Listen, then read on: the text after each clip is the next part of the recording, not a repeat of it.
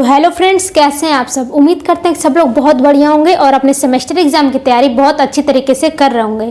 तो फ्रेंड्स, जैसा कि थंबनेल देख के आपको पता तो चल गया होगा कि आज हम यहाँ पे क्या करने वाले हैं। तो आज हम यहाँ पे डिस्कस करने वाले हैं एमएससी फर्स्ट सेमेस्टर जूलॉजी के थर्ड पेपर यानी बायोकेमिस्ट्री एंड सेल बायोलॉजी के कुछ ऐसे इंपॉर्टेंट क्वेश्चन जो हर साल एग्जाम में पूछे ही जाते हैं और हर साल पूछे जाते हैं, तो इस साल भी पूछे ही जाएंगे। तो चलिए टाइम को बर्बाद ना करते हुए अपने क्वेश्चन की सीरीज की तरफ बढ़ते हैं। तो फ्रेंड्स, जो अपना फर्स्ट क्वेश्चन है वो है what are biomolecules, explain their significance.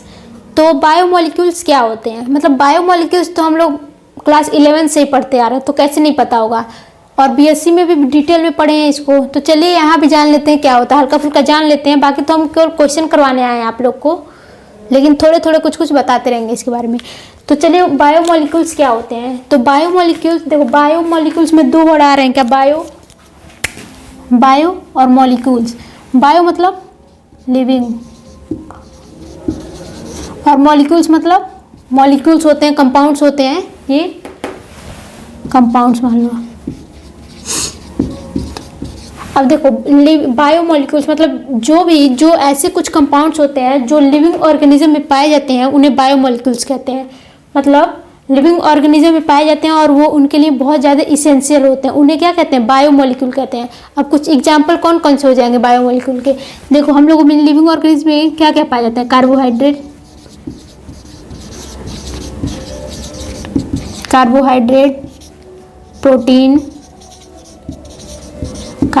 Protein, nucleic acid, lipid. देखो ये चारों जो है ना, ये चारों मतलब इम्पोर्टेंट बायोमोलिक्यूल्स हैं। मतलब ये चारों इम्पोर्टेंट बायोमोलिक्यूल्स हैं। अगर पूछेगा भी ना तो आप लोग को इसमें से ही कुछ पूछेगा। बाकी और सारे होते हैं, फैटी एसिड होता है, ग्लिसरॉल हो गया, फैटी एसिड, ग्लिसरॉल, ये सारे मतलब बहुत सारे बायोमोलिक्यूल होते हैं, लेकिन ये चारों इम्पोर्टेंट बायोमोलिक्यूल हैं। और ये चारों एबंडेंट अमाउंट में हमारे बॉडी में पाए जाते हैं। ये सब थोड़े कम बेसी हो सकते हैं, लेकिन ये सब इंपॉर्टेंट बायोमोलिक्यूल्स हैं। तो अगर बायोमोलिक्यूल्स अगर आपको लॉन्ग में पूछ दिया तो बायोमोलिक्यूल्स का डिफिनेशन पहले लिखोगे, बायोमोलिक्यूल्स क्या होते हैं, फिर बायोमोलिक्यूल्स कौन कौन से होते हैं ये भी आप लोग लिख सकते हो।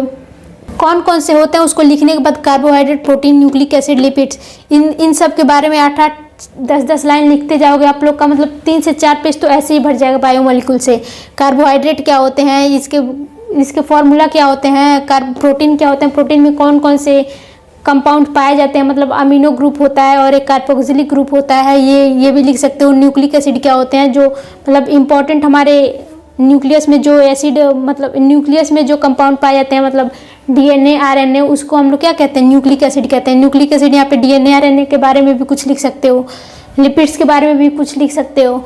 तो ये रहा हमारा बायोमोलिक्यूल्स कंप्लीट हुआ। बढ़ते हैं अपने नेक्स्ट क्वेश्चन की ओर, इसे रफ करते हैं पहले।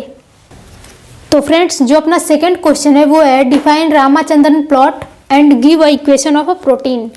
तो अपना एमएससी का एग्जाम हो और ये क्वेश्चन ना आए ये तो इम्पॉसिबल है। मतलब एमएससी के लिए ये क्वेश्चन ना फेवरेट क्वेश्चन है, तो इसको आप लोग ज़रूर तैयार कर लेना। रामाचंद्रन प्लॉट होता क्या है, देखो एक साइंटिस्ट थे जिनका नाम था डॉक्टर जीएन रामाचंद्रन। डॉक्टर जीएन रामाचंद्रन थे। इन्होंने क्या किया, मतलब प्रोटीन का इन्होंने स्ट्रक्चर बनाया, प्रोटीन का स्ट्रक्चर। अब देखो प्रोटीन के स्ट्रक्चर को इन्होंने क्या किया, प्लॉट किया एक ग्राफ पे, मतलब एक प्लॉट बनाया। प्लॉट क्या करते हैं, ग्राफ पे प्लॉट करते हैं, ग्राफ पे कोई चीज़ बनाते हैं उसको कहते हैं प्लॉटिंग। तो ग्राफ पे इन्होंने स्ट्रक्चर बनाया किसका, पाई बॉन्ड और साई बॉन्ड। पाई बॉन्ड और साई बॉन्ड मतलब प्रोटीन में जो पाई बॉन्ड थे और साई बॉन्ड थे, इन दोनों बॉन्ड्स को इन्होंने एक ग्राफ पे प्लॉट किया। उसी को बोलते हैं रामाचंद्रन इक्वेशन। तो ये सब आप लोग लिख लोगे उसका definition, give an equation of protein. मतलब प्रोटीन के बनाने के लिए इन्होंने इक्वेशन दिया था। तो एक इक्वेशन बनाने के लिए बोल रहा है प्रोटीन का, प्रोटीन मतलब स्ट्रक्चर बनाने के लिए क्या बोलते हैं, वो रिएक्शन कर सकते हो। तो प्रोटीन कैसे बनता है, चलो एक प्रोटीन बना के हम लोग देखते हैं। प्रोटीन में कौन कौन से कंपाउंड होते हैं, एक होता है एसिड और एक होता है बेस, मतलब एक होता है अमीन ग्रुप और एक होता है कार्बोक्सिलिक ग्रुप। तो चलो देखते हैं यहाँ पे प्रोटीन का स्ट्रक्चर। इधर से बनाते हैं थोड़ा,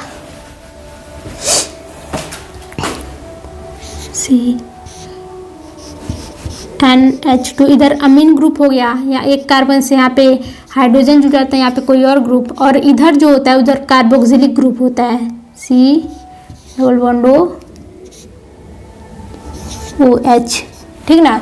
ये एक बन गया क्या, अमीनो एसिड। अब कई सारे अमीनो एसिड मिलके ही ना प्रोटीन का फॉर्मेशन करते हैं, तो ये एक अमीनो एसिड हो गया, और यहाँ पे एक और अमीनो एसिड बनाते हैं। अभी आपको दूसरे कलर से बनाते हैं, ज़्यादा अच्छे समझ में आएगा। जब दो या दो से अधिक अमीनो एसिड मिलते हैं तभी तो प्रोटीन बनता है, पेप्टाइड बॉन्ड बोलते हैं उसको। तो प्रोटीन ये एक अमीनो एसिड हो गया। अब यहाँ पे दूसरा अमीनो एसिड बना के देखते हैं।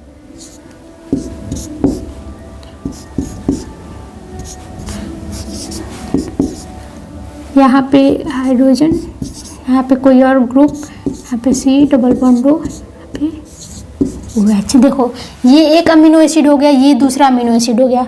अब यहाँ पे देखो इन दोनों को मिला के हमको एक बॉन्ड बनाना है, पेप्टाइड बॉन्ड बनाना है। तो यहाँ पे क्या होगा, पेप्टाइड बॉन्ड बनने के लिए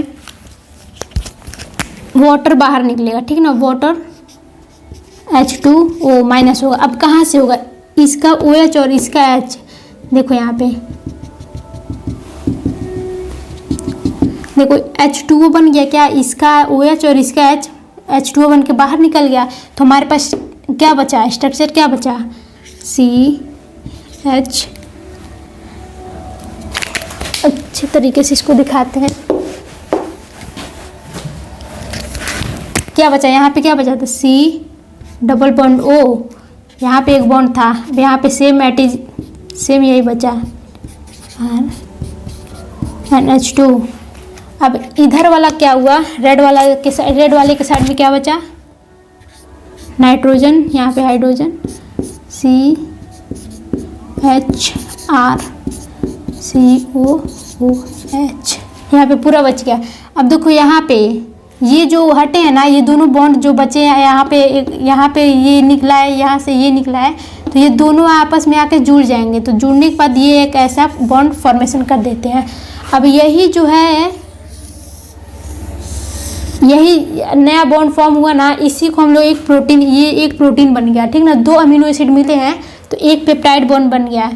पेप्टाइड बॉन्ड कौन सा होता है, CONH को पेप्टाइड बॉन्ड बोलते हैं। यहाँ पे CONH बचा क्या, हाँ बचा। तो आप लोग को जब रामाचंद्रन प्लॉट लिखने को आएगा तो रामचंद्रन ने क्या क्या बताया था, इनका नाम लिखना, इन्होंने क्या बताया था, कौन कौन से बॉन्ड को, मतलब पाई बॉन्ड और साई बॉन्ड को ग्राफ पे प्लॉट किया था। ग्राफ ऐसे बना के इन्होंने पाई बॉन्ड और साई बॉन्ड को, मतलब पेप्टाइड बॉन्ड के पाई बॉन्ड और साई बॉन्ड को इस पे प्लॉट किया। वो सब लिखने के बाद आपको एक ये वाला बना देना है, क्या बोलते हैं, एक रिएक्शन दिखा देना है बना के, इसमें आपको फुल मार्क्स मिलेंगे। तो चलिए बढ़ते हैं अपने नेक्स्ट क्वेश्चन की ओर, इसे रफ करते हैं।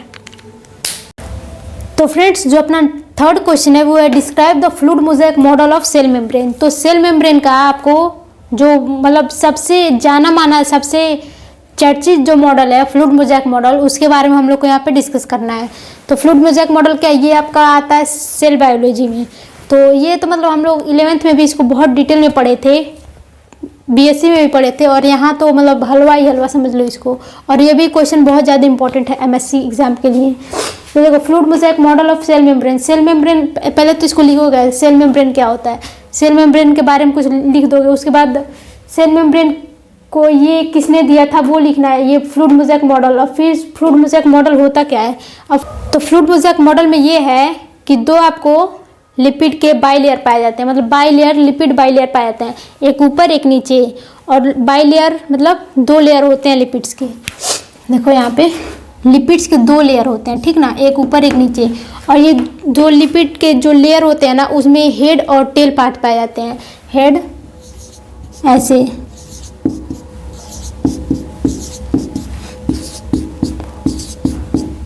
लिपिड मतलब प्लाज्मा मेम्ब्रेन में आपको लिपिड बाइलेयर पाए जाते हैं, मतलब एक लेयर ये हो गया, एक लेयर ये हो गया। और लिपिड जो लिपिड्स पाए जाते हैं वो लिपिड्स के दो पार्ट होते हैं, मतलब एक हेड पार्ट हो जाता है और दूसरा टेल पार्ट हो जाता है। ये जो गोल सा दिख रहा है आपको, ये हेड पार्ट होता है, और ये जो है वो टेल पार्ट होता है। अब हेड जो होता है वो होता है हाइड्रोफिलिक हेड, एंड टेल जो होता है वो हाइड्रोफोबिक होता है। टेल क्या होता है, हाइड्रोफोबिक होता है। अच्छा, जो आप पूरे प्लाज्मा मेम्ब्रेन की बात करो, पूरे प्लाज्मा मेम्ब्रेन मतलब लिपिड बाइलेयर की बात करो, तो वो जो ओवरऑल प्लाज्मा मेम्ब्रेन होता है वो होता है हाइड्रोफोबिक नेचर का, ठीक ना। प्लाज्मा मेम्ब्रेन हाइड्रोफोबिक नेचर का होता है, मतलब हाइड्रोफोबिक जितने भी सब्सटेंस होते हैं उनको इजिली परमिएबल कर देता है प्लाज्मा मेम्ब्रेन के अंदर जाने के लिए। अच्छा, फ्लूइड मोज़ेक मॉडल की बात कर रहे हैं हम लोग, तो फ्लूइड मोज़ेक मॉडल में लिपिड के बाइलेयर पाए जाते हैं, और क्या पाए जाते हैं इसमें, लिपिड के बाइलेयर, और इसमें कुछ प्रोटीन्स पाए जाते हैं। प्रोटीन इसके ऊपर भी हो सकते हैं, कुछ प्रोटीन इसके बीच में भी यहाँ पाए जाते हैं, कुछ प्रोटीन इसमें पाए जाते हैं, कुछ बाहर अंदर, मतलब हर जगह प्रोटीन बिखरे पड़े होते हैं, स्केटर्ड होते हैं इस लिपिड के बाइलेयर में, ठीक है ना। तो ऐसे कुछ प्रोटीन होते हैं, तो अंदर वाले प्रोटीन को बोलते हैं इंट्रिंसिक प्रोटीन, इंट्रिंसिक प्रोटीन। अब ये जो आपको दोनों साइड से दिख रहा है, एक लिपिड के लेयर से लेकर दूसरे लिपिड के लेयर तक जो पूरे यहाँ से यहाँ तक फैले हुए हैं, इनको बोलते हैं हम लोग टनल प्रोटीन, टनल प्रोटीन। अब ये जो लिपिड के मतलब प्लाज्मा मेम्ब्रेन के बाहर बाहर जितने भी प्रोटीन्स पाए जाते हैं उन प्रोटीन को बोलते हैं एक्सट्रिंसिक प्रोटीन। एक्सट्रिंसिक मतलब एक्स्ट्रा, मतलब बाहर जितने प्रोटीन होते हैं। तो 3 टाइप के प्रोटीन इसमें दिखे हम लोग को, इंट्रिंसिक, एक्सट्रिंसिक एंड टनल। अच्छा, टनल प्रोटीन जो होता है ना, इसका काम क्या होता है, इसका काम ये होता है, टनल मतलब सुरंग, सुरंग क्या कहते हैं, सुरंग से इस साइड से उस साइड जाया जा सकता है, ठीक ना। तो प्रोटीन अगर मान लो प्लाज्मा मेम्ब्रेन को कुछ भी पार करना रहता है, इस पार से उस पार जाना रहता है, तो इसी प्रोटीन की हेल्प से जाता है, इधर उधर से कहीं नहीं निकल पाएगा। प्रोटीन के रास्ते जो जितने भी टनल प्रोटीन होते हैं ना, उसी प्रोटीन से ये आर पार जाता है सब्सटेंस। तो आई होप कि समझ में आया होगा। इसके बारे में आप लोग को डिटेल में पढ़ लेना, लिख लेना। आप लोग 6 महीने तो तैयारी किए ही होंगे, इसलिए हम इसका डिटेल आंसर नहीं बता रहे हैं। बढ़ते अपने नेक्स्ट क्वेश्चन की ओर, इसे रफ करते हैं पहले। तो फ्रेंड्स, जो अपना नेक्स्ट क्वेश्चन है वो है what do you mean by glycolysis. तो आप ग्लाइकोलिसिस से क्या समझते हो, ग्लाइकोलिसिस होता क्या है। तो ग्लाइकोलिसिस ये है कि सेलुलर रेस्पिरेशन जब भी होता है ना, तो सेलुलर रेस्पिरेशन का फर्स्ट स्टेप जो होता है वो होता है ग्लाइकोलिसिस। अब ग्लाइकोलिसिस में होता क्या है, ग्लूकोज के मॉलिक्यूल्स जो होते हैं, ग्लूकोज मॉलिक्यूल किस में कन्वर्ट होते हैं, पायरुविक एसिड में, पायरुविक एसिड। अच्छा, पायरुविक एसिड का फॉर्मूला क्या होता है, H6O3। देखो, एक ग्लूकोज मॉलिक्यूल टूटता है तो यहाँ 2 पायरुविक एसिड बनते हैं, 2 पायरुविक एसिड बनते हैं, मतलब इसका फॉर्मूला ही देख लो, C6H12O6 और यहाँ पे C3H6O3, मतलब इसका आधा यहाँ बन रहा है, मतलब 2 मॉलिक्यूल बनेंगे ना, पायरुविक एसिड के 2 मॉलिक्यूल बनते हैं, इन्हें पायरुवेट भी बोलते हैं। तो ग्लाइकोलिसिस में बस यही होता है कि ग्लूकोज मॉलिक्यूल ब्रेक होते हैं पायरुविक एसिड में, और ये प्रोसेस है वो कहाँ पे होता है, सेल का जो लिक्विड पार्ट होता है, मतलब साइटोप्लाज्म में ही ग्लाइकोलिसिस होता है। अच्छा, ग्लाइकोलिसिस साइटोप्लाज्म में क्यों होता है, ये आपके एग्जाम में नहीं पूछा जाएगा, लेकिन वैसे जान लो कि ग्लाइकोलिसिस इसलिए साइटोप्लाज्म में होता है क्योंकि इसमें जितने भी इसके रिक्वायरमेंट होते हैं, ग्लाइकोलिसिस के रिक्वायरमेंट जितने भी मान लो एंजाइम या फिर कुछ भी पाए जाते हैं वो साइटोप्लाज्म में ही पाए जाते हैं, इसीलिए ग्लाइकोलिसिस हमेशा साइटोप्लाज्म में ही होता है। तो चलिए आगे बढ़ते हैं अपने नेक्स्ट क्वेश्चन की ओर। तो जो अपना नेक्स्ट क्वेश्चन है, क्वेश्चन नंबर 5 हुआ है explain the structure of carbohydrate, protein and nucleic acid. तो कार्बोहाइड्रेट, प्रोटीन और न्यूक्लिक एसिड का आप लोग को स्ट्रक्चर बनाना है इसमें। ये तो मोस्ट ईजी, मतलब सबसे ईजी क्वेश्चन यही है, इससे ईजी तो कुछ हो ही नहीं सकता। प्रोटीन का स्ट्रक्चर हमने यहाँ पे बताया था रामाचंद्र प्लॉट में, वो वाला बना दोगे आप लोग। न्यूक्लिक एसिड मतलब डीएनए और आरएनए का स्ट्रक्चर यहाँ पे बनाना है, वो कौन नहीं बना लेगा, वो तो आप लोग क्लास 10 से ही बना रहे हो। और ये कार्बोहाइड्रेट मतलब कौन कौन से कार्बोहाइड्रेट क्या होते हैं, कितने होते हैं, कौन कौन से होते हैं, मोनोसेक्राइड, डाइसेक्राइड, पॉलीसेक्राइड, ये सब का इसमें इसके एग्जाम्पल कौन कौन से हो जाएंगे। कार्बोहाइड्रेट के example glucose, fructose, mannose, galactose, ये सारे जितने भी होते हैं वो कार्बोहाइड्रेट होते हैं। कार्बोहाइड्रेट का फॉर्मूला क्या होता है, CnH2nOn। और कार्बोहाइड्रेट को एक चीज़ और बोला जाता है, हाइड्रेट्स ऑफ कार्बन, ठीक है फ्रेंड्स। जो अपना नेक्स्ट क्वेश्चन है वो है citric acid cycle. Citric acid cycle क्या होता है, इसको क्रेब्स साइकिल भी बोलते हैं, और ये सेकेंड स्टेप होता है किसका, सेलुलर रेस्पिरेशन का। मतलब ग्लाइकोलिसिस के बाद जो होना रहेगा वो होता है क्रेब्स साइकिल, यानी कि साइट्रिक एसिड साइकिल। अब ग्लाइकोलिसिस कहाँ हो रहा था, साइटोप्लाज्म में। अब ये साइट्रिक एसिड साइकिल होता है माइटोकॉन्ड्रिया के मैट्रिक्स में। इसके बारे में आप लोग लिख लोगे, क्वेश्चन नंबर नेक्स्ट हम लोग डिस्कस करते हैं। फ्रेंड्स, जो अपना नेक्स्ट क्वेश्चन है वो है स्ट्रक्चर ऑफ डीएनए। डीएनए का स्ट्रक्चर बनाना है। डीएनए का स्ट्रक्चर मतलब वो डीएनए कैसा होता है, डबल हेलिक्स होता है। ये किसने दिया था, डबल हेलिक्स डीएनए का स्ट्रक्चर कौन दिया था, वाटसन एंड क्रिक ने दिया था। उसको आप लोग को लिखना है, उसका स्ट्रक्चर बनाना है। आप इसके साथ आरएनए का भी स्ट्रक्चर पढ़ लेना, ये हो जाएगा तो वो आरएनए बहुत ईजी है, वो भी पढ़ लेना। नेक्स्ट क्वेश्चन की तरफ प्रोसीड करते हैं। तो जो अपना नेक्स्ट क्वेश्चन है वो है माइटोकॉन्ड्रिया। मतलब माइटोकॉन्ड्रिया के बारे में आपको लिखना है, उसका स्ट्रक्चर बनाना है, उसका फंक्शन क्या होता है वो लिखना है। माइटोकॉन्ड्रिया होता क्या है, ये एक सेल ऑर्गेनेल है जो डबल मेम्ब्रेनस स्ट्रक्चर होता है माइटोकॉन्ड्रिया। अच्छा, माइटोकॉन्ड्रिया क्या करता है, माइटोकॉन्ड्रिया का फंक्शन क्या है। माइटोकॉन्ड्रिया को हम लोग एक चीज़ और बोलते हैं, power house of cell. Power house इसलिए बोलते हैं क्योंकि माइटोकॉन्ड्रिया में ही एनर्जी का प्रोडक्शन होता है। क्रेब्स साइकिल हम लोग पढ़े हैं ना, वो भी माइटोकॉन्ड्रिया में ही होता है। क्रेब्स साइकिल मतलब साइट्रिक एसिड साइकिल के थ्रू ही एटीपी की जनरेशन होती है, एटीपी बनता है। इसीलिए माइटोकॉन्ड्रिया को कभी कभी इस माइटोकॉन्ड्रिया के जगह पे ये आ जाएगा, what do you understand by power house of cell, ठीक ना। तो इससे ये भी क्वेश्चन बन सकता है। तो अब हम डिस्कस करते हैं क्वेश्चन नंबर 9। इसे रफ करते हैं, पहले बोर्ड भर चुका है। नेक्स्ट क्वेश्चन है, what is ribosome, types and structure.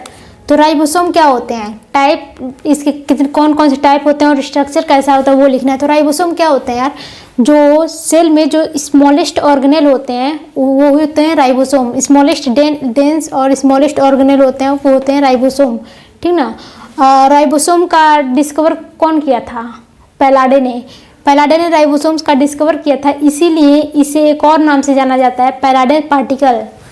Ribosome को जाना जाता है पैलाडेस पार्टिकल नाम से।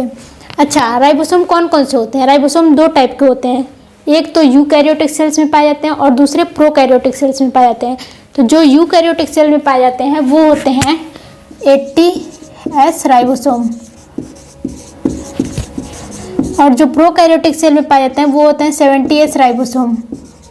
अच्छा, 70S और 80S जो राइबोसोम होते हैं, मान लो एक राइबोसोम की बात कर रहे हैं, अगर 80S राइबोसोम की बात कर रहे हैं तो वो राइबोसोम जो होता है वो भी 2 सब यूनिट से मिलकर बना होता है। मतलब कोई भी राइबोसोम होते हैं वो 2 सब यूनिट से मिलकर बने होते हैं। एक तो अगर मान लो हम लोग बात करें 80S राइबोसोम की, तो वो भी 2 सब यूनिट से मिलकर बना होता है। एक लार्ज सब यूनिट होता है और एक होता है स्मॉलेस्ट सब यूनिट।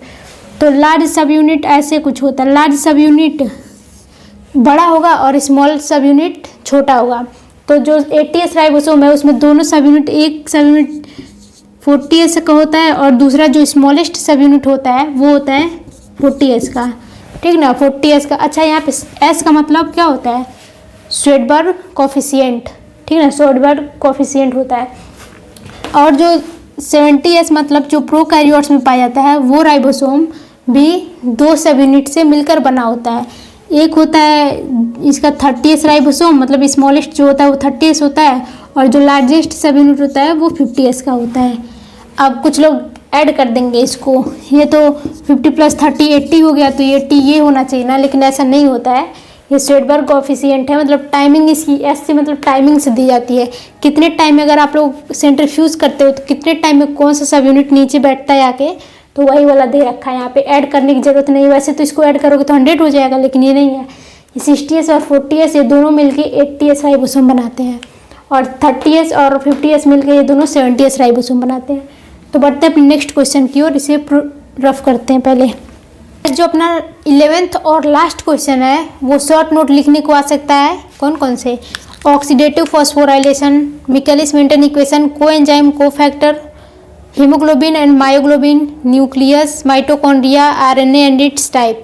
तो ये सब आपके शॉर्ट्स में पूछे जा सकते हैं। और ऑक्सीडेटिव फॉस्फोराइलेशन ये क्या होता है, एटीपी का फॉर्मेशन होता है इससे, एटीपी फॉर्मेशन ये कहाँ होता है, माइटोकॉन्ड्रिया में होता है। मिकेलिस मेंटन इक्वेशन आपको डिराइव करना पड़ेगा, मतलब 2 से 2.5 पेज का ये आता है। मिकेलिस मेंटन इक्वेशन आपको डिराइव करके, केवल इक्वेशन एक लाइन का नहीं लिख देना है, आपको पूरा डिराइव करके लिखना है। कोएंजाइम और कोफैक्टर्स क्या होते हैं ये आप लोग को पता होना चाहिए। मायोग्लोबिन, हीमोग्लोबिन ये क्या होते हैं, ये तो आप लोग मतलब बचपन से ही पढ़ते आ रहे हो, बचपन से BSc में तो ये पढ़े ही हो, बचपन से नहीं पढ़े तो हीमोग्लोबिन, मायोग्लोबिन। और न्यूक्लियस क्या होता है, माइटोकॉन्ड्रिया क्या होता है, आरएनए क्या होता है, ये सब आप जानते हो। तो चलिए यहाँ के लिए इतना ही, चलिए आज के लिए बस इतना ही। बस ये 11 क्वेश्चन इंपॉर्टेंट थे इस पेपर से, इसके बाहर कुछ आना नहीं चाहिए। तो चलिए इसका तैयारी कर दिए, इतने क्वेश्चन के अंदर ही सारे क्वेश्चन आपको पूछे जाएंगे। मिलते हैं नेक्स्ट वीडियो में, तब तक के लिए बाय बाय।